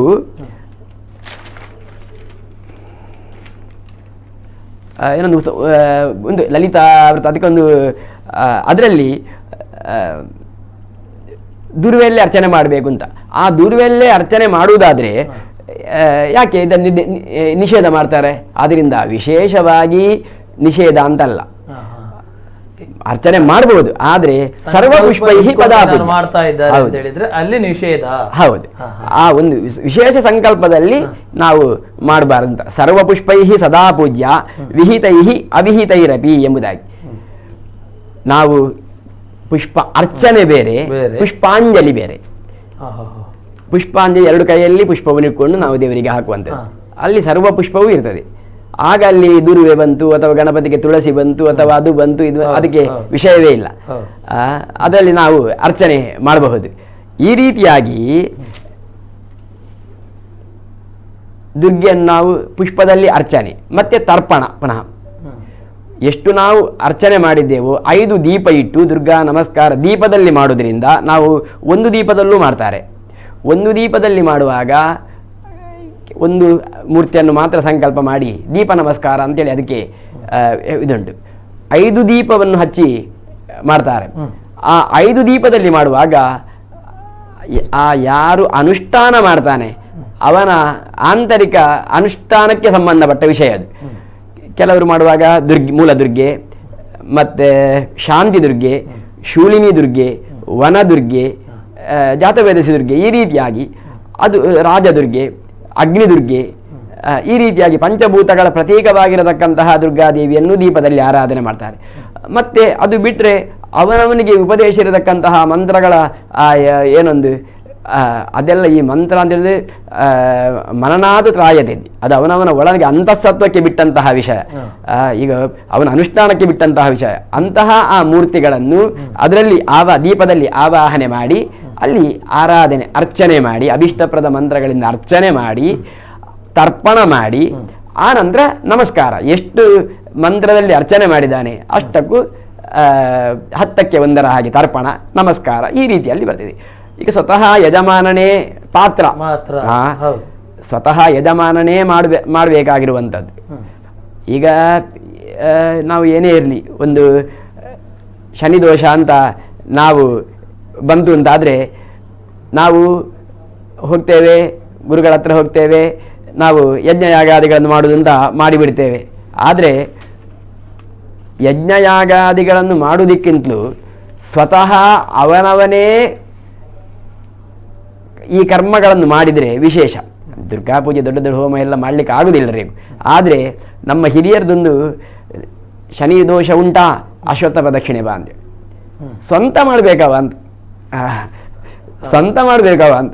ದುರ್ಗಾ ದೇವಸ್ಥಾನಕ್ಕೆ ಹೋಗ್ತೀಯಾ, ಹೋಗಿ 1 ಸುತ್ತು ಬಂದು ನಮಸ್ಕಾರ ಓಡ್ತಾನೆ, ಇಲ್ಲ 5 ಸುತ್ತು ದುರ್ಗೆಗೆ 5 ಸುತ್ತು ನಮಸ್ಕಾರ ಮಾಡಿ ಬಾ ಅಂತೇಳಿ. ಸುಬ್ರಹ್ಮಣ್ಯನಿಗೆ ಆಡುವಾಗ 6 ಸುತ್ತು ನಮಸ್ಕಾರ ಮಾಡಿ ಬಾ ಅಂತ. ಹೀಗೆ ವಿಷ್ಣುವಿಗೆ ಅಶ್ವತ್ಥಕ್ಕೆ ಎಲ್ಲ 7 ಸುತ್ತು, ಸಪ್ತಾಶ್ವತ್ಥ ಪ್ರದಕ್ಷಿಣಂ 7 ಸುತ್ತು, ಅಥವಾ ವಿಷ್ಣುವಿಗೆ 3 ಸುತ್ತು, ಹೀಗೆ ಪ್ರದಕ್ಷಿಣೆ ನಮಸ್ಕಾರ ಬರುವಂಥದ್ದು. ಅದು ಆದ್ರಿಂದ ಯಾರು ಅದನ್ನು ಇಚ್ಛೆ ಪಡ್ತಾನೋ ಅವನೇ ಮಾಡುವುದರಲ್ಲಿ ವಿಶೇಷ. ಅದು ಬಿಟ್ರೆ ಅವನಿಗೆ ಮಾಡಲಿಕ್ಕೆ ಎಲ್ರಿಗೂ ಎಲ್ಲ ಆಗುದಿಲ್ಲ. ಕೊನೆಗೇನು, ಅವ ನಮಸ್ಕಾರ ಆದರೂ ಮಾಡಬಹುದು. ನಾವು ಗುರುಗಳನ್ನು ವರ್ಣನೆ ಮಾಡಿ, ಆಚಾರ್ಯಂ ವರೆಯದಾದೋ ವೇದ ವೇದಾಂಗ ಪಾತ್ರ ಅಂತೇಳಿ ಗುರುಗಳನ್ನು, ಮನೆತನದ ಗುರುಗಳನ್ನು ಅಥವಾ ತಿಳಿದವರನ್ನು ನಾವು ವರ್ಣನೆ ಮಾಡಿ ಅವರ ಮುಖೇನ ಮಾಡಿಸಿ ಇವ ನಮಸ್ಕಾರ ಆದರೂ ಮಾಡಬೇಕು. ಕೊನೆ ಪಕ್ಷ ಅಲ್ಲಿ ಯಜಮಾನನ ಸಹಭಾಗಿತ್ವ ಅದರಲ್ಲಿ ಬರಬೇಕು. ಆದ್ರಿಂದ ಈ ರೀತಿಯಾಗಿ ದುರ್ಗೆಯನ್ನು ದೀಪದಲ್ಲಿ ನಮಸ್ಕಾರ ಮಾಡಿ ಏನೆಲ್ಲ ಅವನ ಅಭಿಷ್ಟ ಮಂತ್ರಗಳುಂಟು ಅದನ್ನೆಲ್ಲವನ್ನು ಅಲ್ಲಿ ಅರ್ಚನೆ ಮಾಡಲಿಕ್ಕೆ, ಬೇರೆ ಬೇರೆ ಉಪದೇಶದ ಮಂತ್ರಗಳನ್ನೆಲ್ಲ ಅಲ್ಲಿ ಅರ್ಚನೆ ಮಾಡಲಿಕ್ಕೆ ಆಗ್ತದೆ, ಮೂರ್ತಿ ಕಲ್ಪನೆ ಮಾಡಲಿಕ್ಕೆ ಆಗ್ತದೆ. ಅದೇ ನವರಾತ್ರಿ ಇದರಲ್ಲಿ ಆ ಮೂರ್ತಿಯಲ್ಲಿ ಇದರಲ್ಲೆಲ್ಲ ಮಾಡುವಾಗ ಆ ದಿವಸಕ್ಕೆ ಒಂದೊಂದು ದೇವತೆಗಳಿದ್ದಾರೆ, ಅವರನ್ನೇ ಆರಾಧನೆ ಮಾಡುವಂತ. ಹೌದು. ಮತ್ತೆ ಈ ದೂರ್ವ ಅರ್ಚನೆ ಮಾಡಬಾರ್ದು ಅಂತ ಕೆಲವರು ಹೇಳುವುದಕ್ಕೂ ಈ ಒಂದು ಯುಕ್ತಿಯು ಇರಬಹುದು. ಯಾಕಂತ ಹೇಳಿದ್ರೆ ದೂರ್ವೆಗೆ ಸಹಸ್ರವೀರ್ಯ ಅಂತೇಳಿ ಏನೋ ಒಂದು ಹೆಸರುಂಟು ಬರ್ತದೆ. ದೂರ್ವಾ ಶೌರ್ಯಂ, ಒಳ್ಳೆ ಶೌರ್ಯ ಕೊಡತಕ್ಕಂಥದ್ದು. ದುರ್ಗೆಯ ವಿಷಯದಲ್ಲಿ ನಾವು ದುರ್ಗೆಯನ್ನು ಆರಾಧನೆ ಮಾಡುವಾಗ, ನವರಾತ್ರಿಯಲ್ಲೆಲ್ಲ ಆರಾಧನೆ ಮಾಡುವಾಗ ಸುವಾಸಿನಿ ಪೂಜೆ ಅಂತ ಇಲ್ಲ. ಅಲ್ಲಿ ಇರುವುದು ಕನ್ನಿಕಾ ಪೂಜೆ, ಕುಮಾರಿ ಪೂಜೆಯೇ ಇರುವುದು. ಕುಮಾರಿ ಪೂಜೆ ಆಗುವಾಗ ಈ ದೂರ್ವ ವೀರ್ಯವರ್ಧನ ಇದಾದದ್ರಿಂದ ಅದರಲ್ಲಿ ಅರ್ಚನೆ ಮಾಡುವ ವಿಷಯ ಇರ್ಲಿಕ್ಕಿಲ್ಲ. ಇದು ನನ್ನೊಂದು ಊಹೆ. ಬೇರೆ ಈ ಚಂಡಿಕಾಯಾಗ ಎಲ್ಲ ಮಾಡುವಾಗ ಸುವಾಸಿನಿ ಪೂಜೆ ಇರುವಂಥದ್ದಲ್ಲಿ ಅಲ್ಲಿ ಆಗುವಾಗ ಆ ಪರಮಾನ್ನಕ್ಕೆ ದುರ್ವಾಗ್ಲಿಕ್ಕುಂಟು ಎಲ್ಲ ಬರ್ತದೆ. ಆದ್ರಿಂದ ಆ ಒಂದು ವಿಷಯ ಇದ್ದದ್ರಿಂದ ದೂರ್ವೆಯಲ್ಲಿ ಅರ್ಚನೆ ಮಾಡಲಿಕ್ಕೆ ಇಲ್ಲ ಅಂತ ಬಂದಿರಬಹುದು. ಅದಲ್ಲದಿದ್ರು ನಾವು ಮಂಗಳ ನೀರಾಜನ ಮಾಡುವ ಹೊತ್ತಿನಲ್ಲಿ ದೂರ್ವೆ ಬೇಕು. ದೂರ್ವಾಗ್ರಕಂ ಮೂರ್ಧನಿ ಮೂಲ ಇರುವ ದೇವರ ತಲೆಗೆ ಮತ್ತೆ ದೇವರ ಕಾಲಬುಡಕ್ಕೆ ದೂರ್ವ ಅಗ್ರವನ್ನು ಹಾಕಿ ಮತ್ತೆ ನಾವು ಆರತಿ ಮಂಗಳ ನೀರಾಜನ ತೋರಿಸುವಂಥದ್ದು. ಆದ್ರಿಂದ ದೂರ್ವ ಪೂರ್ಣ ನಿಷೇಧ ಅಂತಲ್ಲ, ಕೆಲವು ವಿಶೇಷ ಅಭಿಷ್ಟ ಸಿದ್ಧಿಗೋಸ್ಕರವಾಗಿ ಅದರಲ್ಲಿ ಅರ್ಚನೆ ಮಾಡ್ಲಿಕ್ಕಿಲ್ಲ ಅಂತ ಹೇಳುವಂಥದ್ದು. ಕೊನೆಯಾಗಿ ಸಮಯ ಮುಗ್ದ ಬರ್ತಾ ಇದೆ. ನಾವು ಕೊನೆಯದಾಗಿ ಏನು ಗಮನಿಸಬೇಕು ಅಂತ ಹೇಳಿದ್ರೆ, ದುರ್ಗಾ ನಮಸ್ಕಾರ ಪೂಜೆಯನ್ನು ಮಾಡ್ತಾರೆ, ದುರ್ಗಾ ನಮಸ್ಕಾರವನ್ನು ಪೂಜೆ ಮಾಡಿಸ್ತೇನೆ ಅಂತ ಹೇಳುವಂತ ವ್ಯಕ್ತಿಗಳಿಗೆ ಫಲಾಫಲಗಳು ಯಾವ ರೀತಿಯಾಗಿ ದೊರಕ್ತಾ ಹೋಗ್ತದೆ ಅಂತ ಹೇಳುವಂತ ನಿದರ್ಶನ ಇದೆ. ನಾವು ದುರ್ಗೆಯನ್ನು ಆರಾಧನೆ ಮಾಡುವಾಗ ದುರ್ಗಾಂ ಧ್ಯಾಯತು ದುರ್ಗತಿ ಪ್ರಶಮನೀಂ ಎಂಬುದಾಗಿ, ಅವಳು ಏನೊಂದು ದುರ್ಗತಿ ಉಂಟು ಅದನ್ನೆಲ್ಲ ದೂರ ಮಾಡತಕ್ಕಂಥವಳು. ದುರ್ಗೆ ಅಂತ ಹೇಳಿದ್ರೆ ಮೂಲತಃ ಲಕ್ಷ್ಮಿಯೇ ವಿಷ್ಣು ಮಾಯಾಂ ಪ್ರತುಷ್ಟುವು ಎಂಬುದಾಗಿ. ವಿಷ್ಣುವಿನ ಮಾಯೆ ಅವಳು. ವಿಷ್ಣುವಿನ ಮಾಯೆ ಅಂತ ಹೇಳಿದ್ರೆ ವಿಷ್ಣುವಿನ ಶಕ್ತಿ ಲಕ್ಷ್ಮಿ. ಅವಳೇ 3 ಅವತಾರ, ಮಹಾಕಾಳಿ, ಮಹಾಲಕ್ಷ್ಮಿ, ಮಹಾ ಸರಸ್ವತಿ ಎಂಬುದಾಗಿ 3 ಅವತಾರ ಪಡ್ಕೊಂಡು ಬರ್ತಾಳೆ. ಪುನಃ ವಿಸ್ತಾರ ಆಗಿ ನವದುರ್ಗೆಗಳಾಗ್ತಾಳೆ, ಸಪ್ತ ಮಾತೃಗೆಗಳಾದ ಹೀಗೆ ಬೇರೆ ಬೇರೆ ಬೇರೆ ಅವತಾರ ಹೇಳ್ಕೊಂಡು ಬರ್ತಾಳೆ. ಅದರಿಂದ ಅವಳು ಲಕ್ಷ್ಮಿ. ಆ ಲಕ್ಷ್ಮಿಯೇ ಆದದ್ರಿಂದ ಅವಳಿಗೆ ಶ್ರೀ ಅಂತ ಹೆಸರು. ಲಕ್ಷ್ಮಿಗೆ ಶ್ರೀ ಅಂತ.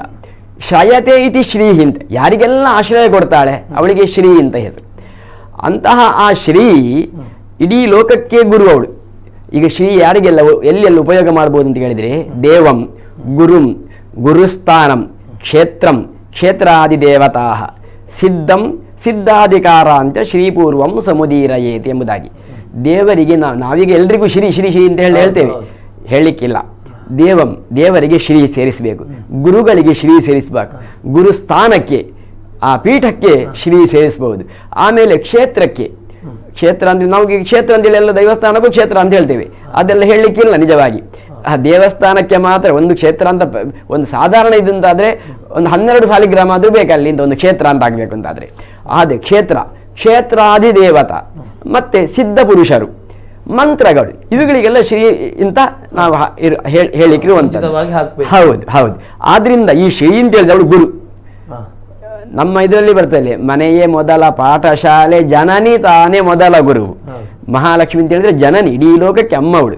ಆದ್ರಿಂದಲೇ ನಾವು ಅವಳನ್ನು ಗುರು ಅಂತೇಳಿ, ನಾವಾಗ ವೈದಿಕ ಏನಾದರೂ ಹೋಮ ಪೂಜೆ ಎಲ್ಲ ಮಾಡುವಾಗ ಗುರುಮಂಡಲ ಅಂತ ಬರೀತೀವಿ. ಗುರುಮಂಡಲ ಬರೆದರೆ ಶ್ರೀ ಅಂತ ಬರೆಯುದು, ಮತ್ತೆ ಓಂ ಇನ್ನೊಂದು ಯಾವುದು ಬರೆಯುವುದಿಲ್ಲ, ಶ್ರೀ ಅಂತ ಬರೆಯುದು. ಅಂದ್ರೆ ಗುರು ಅವಳೇ.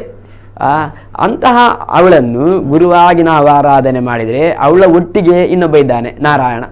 ಲಕ್ಷ್ಮೀ ಕೃದ್ಯತಿ ಸರ್ವದ ಅಂತೇಳಿ, ಖಾಲಿ ಲಕ್ಷ್ಮಿಯನ್ನು ಮಾತ್ರ ಪೂಜೆ ಮಾಡಿದ್ರೆ ಅವಳಿಗೆ ಕೋಪ ಬರ್ತೇನೆ.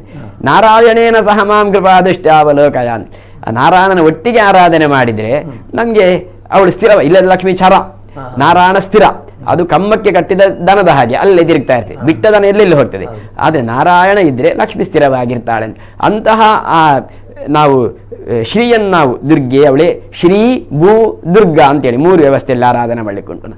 ಹಾಗೆ ಆರಾಧನೆ ಮಾಡುವಾಗ ನಾವು ಪುನಃ ಬೇರೆ ಬೇರೆ ಬೇರೆ ರೂಪದಲ್ಲಿ ಬರ್ತಾಳೆ ಅವಳು.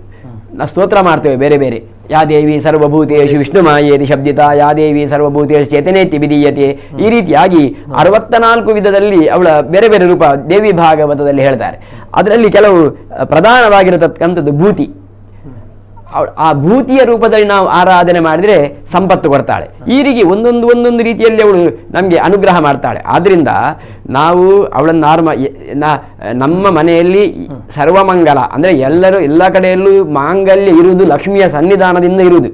ಯಾವ್ದು ಕುಂಕುಮ ಇರಲಿ, ಹೂ ಇರಲಿ, ಮುತ್ತೈದೆ ಹೆಂಗಸಿರಲಿ, ದನ ಇರಲಿ, ಸರ್ವೇಷಾಂ ಮಂಗಲಾನಾಂ ಮಾಂಗಲ್ಯಂ ಯಸ್ಯಾಹ ಸಕಾಶಾತ್ ಸಹ ಸರ್ವಮಂಗಲ.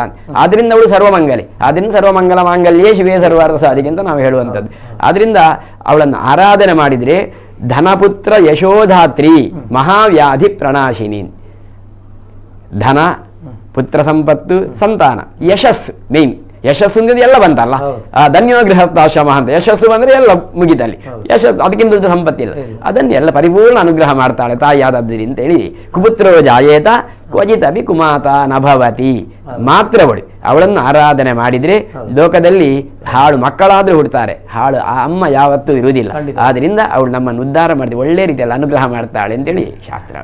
ಬಹಳ ಸಂತೋಷ ಆಯಿತು. ಉತ್ತಮವಾದಂತಹ ಮಾಹಿತಿಯನ್ನು ದುರ್ಗಾ ನಮಸ್ಕಾರದ ವಿಷಯದಲ್ಲಿ ಮಾತಾಡ್ತಾ ಹೋದೆವು. ಬಹಳ ಸಂತೋಷ ಆಯಿತು. ವಿದ್ವಾನ್ ಕಡಂದಲೆ ಸ್ಕಂದ ಪ್ರಸಾದ್ ಭಟ್ರೆ ಕಾರ್ಯಕ್ರಮ ಬಂದು ಮಾಹಿತಿ ನೀಡಿದ್ದಕ್ಕಾಗಿ ಧನ್ಯವಾದಗಳು. ಆಸ್ತಿಕರೇ, ಬಹಳ ಸಂತೋಷ ಏನು ಅಂತ ಹೇಳಿದ್ರೆ, ಧರ್ಮ ನಂಬಿಕೆಯು 27 ಅಧ್ಯಾಯಗಳನ್ನು ಪೂರ್ಣಗೊಳಿಸ್ತಾ ಇದೆ. ಬೇರೆ ಬೇರೆ ವಿಷಯಗಳ ಬಗ್ಗೆ ನಾವು ಧರ್ಮ ನಂಬಿಕೆ ಅಂತ ಹೇಳುವಂತಹ ಕಾರ್ಯಕ್ರಮದ ಮೂಲಕವಾಗಿ ಧಾರ್ಮಿಕ ಪೂಜಾ ಕೈಂಕರ್ಯಗಳಿರ್ಬೋದು, ಧಾರ್ಮಿಕ ಆಚರಣೆಗಳಿರ್ಬೋದು, ಧಾರ್ಮಿಕ ಸಂಸ್ಕೃತಿಗಳಿರ್ಬೋದು, ಇವೆಲ್ಲದರ ವಿಷಯವಾಗಿಯೂ ನಾವು ನೀಡ್ತಾ ಬಂದೆವು. ಮುಂದಿನ ವಾರ ವಿಶೇಷವಾದಂಥ ವಿಶೇಷ ಕಾರ್ಯಕ್ರಮದೊಂದಿಗೆ, ಅರ್ಥಾತ್ ಧರ್ಮ ನಂಬಿಕೆ ಕಾರ್ಯಕ್ರಮವು ಇನ್ನು ಮುಂದಿನ 1 ತಿಂಗಳು ನಾವು ವಿರಾಮ ತೆಗೆದುಕೊಂಡು ಮುಂದಿನ ವಿಶೇಷವಾದಂತಹ ಕಾರ್ಯಕ್ರಮದೊಂದಿಗೆ ನಾವು ಬರಲಿಕ್ಕಿದ್ದೇವೆ. ಆ ವಿಶೇಷ ಕಾರ್ಯಕ್ರಮವೇ ಚಾತುರ್ಮಾಸ್ಯ ವಿಶೇಷ ಕಾರ್ಯಕ್ರಮ. ಬೇರೆ ಬೇರೆ ರೀತಿಯಾದಂತಹ ಧರ್ಮ ಅನುಯಾಯಿಗಳೊಂದಿಗೆ, ಬೇರೆ ಬೇರೆ ರೀತಿಯ ಮಠಾಧಿಪತಿಗಳೊಂದಿಗೆ ಅವರ ಚಾತುರ್ಮಾಸ್ಯದ ವಿಷಯದ ಬಗ್ಗೆ, ಅವರು ಯಾವ ರೀತಿಯಾದಂಥ ಚಾತುರ್ಮಾಸ್ಯ ಮಾಡ್ತಾ ಇದ್ದಾರೆ, ಎಲ್ಲಿ ಮಾಡ್ತಾ ಇದ್ದಾರೆ, ಯಾಕೆ ಮಾಡ್ತಾ ಇದ್ದಾರೆ, ಏನು ವಿಶಿಷ್ಟ ಅಂತ ಹೇಳುವಂತಹ ವಿಷಯದ ಬಗ್ಗೆ, ಅದೇ ರೀತಿಯಾಗಿ ಅವರವರ ಭಕ್ತರ ಬಗ್ಗೆ ಅರ್ಥಾತ್ ಮಠದ ಭಕ್ತರ ಬಗ್ಗೆ ಮಾತಾಡುವಂತಹ ವಿಶೇಷವಾದಂತಹ ಕಾರ್ಯಕ್ರಮವೇ ಚಾತುರ್ಮಾಸ್ಯ ಅಂತ ಹೇಳುವಂಥದ್ದನ್ನು ಧರ್ಮ ನಂಬಿಕೆಯ ಸಮಯದಲ್ಲಿ ಮುಂದಿನ ಸೋಮವಾರದಿಂದ ನೀವು ನೋಡ್ಲಿಕ್ಕಿದ್ದೀರಿ. ಬಹಳ ಸಂತೋಷ ಆಗ್ತಾ ಇದೆ ಏನು ಅಂತ ಹೇಳಿದ್ರೆ, ಧರ್ಮ ನಂಬಿಕೆ ಯಾವ ರೀತಿಯಾದಂತಹ ನೀವು ಬೆಂಬಲವನ್ನು ನೀಡಿದ್ರೋ ಅದಕ್ಕಿಂತಲೂ ಹೆಚ್ಚಾಗಿ, ಅರ್ಥಾತ್ ಒಳ್ಳೆ ರೀತಿಯಾದಂತಹ ನಮಗೆ ಬೆಂಬಲ ನೀಡುವ ಮೂಲಕವಾಗಿ ಚಾತುರ್ಮಾಸ್ಯ ವಿಶೇಷ ಕಾರ್ಯಕ್ರಮಕ್ಕೂ ನೀವು ನೋಡ್ತಾ ಇರಿ. ಬಹಳ ಸಂತೋಷ. ಮತ್ತೊಂದೇನು ಅಂತ ಹೇಳಿದ್ರೆ, ಚಾತುರ್ಮಾಸ್ಯ ವಿಶೇಷ ಕಾರ್ಯಕ್ರಮವು ಇನ್ನೇನು ಚಾತುರ್ಮಾಸ್ಯಕ್ಕೆ ನಾವು ಕಾಲಿಡುವಂತ ಹೊತ್ತಾಗ್ತಾ ಇದೆ. ಹಲವಾರು ರೀತಿಯ ಮಠಾಧಿಪತಿಗಳು ಚಾತುರ್ಮಾಸ್ಯ ಕೂತ್ಕೊಂಡಿದ್ದಾರೆ. ಈ ಎಲ್ಲ ಚಾತುರ್ಮಾಸ್ಯ ವಿಷಯದ ಬಗ್ಗೆ ನಮ್ಮ ಕುಡ್ಲ ವಾಹಿನಿಯಲ್ಲಿ ನೀವು ನೋಡ್ಲಿಕ್ಕೆ ಇರುವಂಥದ್ದು ವಿಶೇಷ ಸುದ್ದಿ ಹಾಗೂ ಮನೋರಂಜನೆಗಾಗಿ ವೀಕ್ಷಿಸಿ ನಮ್ಮ ಕುಡ್ಲ 24x7. ಇದು ವಿಶ್ವಾಸದ ಪ್ರತಿಬಿಂಬ.